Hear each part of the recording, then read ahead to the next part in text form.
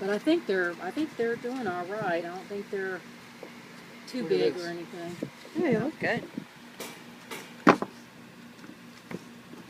The young lady's coming Saturday to meet Brooklyn. Oh, good. She was really nice. She came out and hang out. She's at that Pet Value event all day with us. She's gonna come. We're gonna talk during the week, and she'll probably come like around 1 or something. I meant to let Cheryl know, but Connie said she'd tell her because we were talking because of the vet appointment change. But we thought that'd make everybody happy to be able to get their vacation on.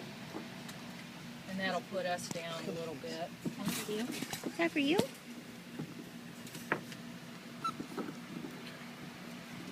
Just bite it down. Let me take these two.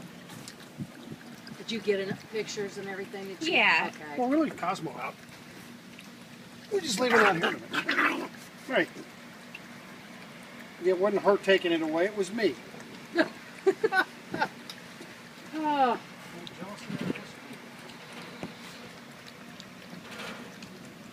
I'll tell you, they are a full-time job. I don't doubt that for a second. I mean, it's, but considering everything, they've been really good.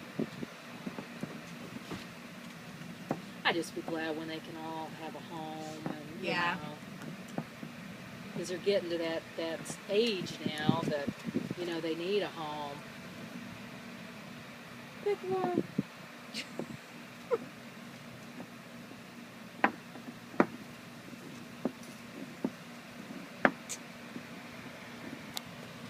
Well, she got it from you.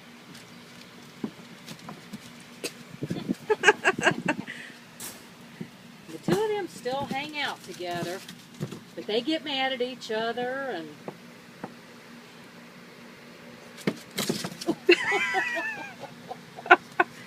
Sibling rivalry. oh.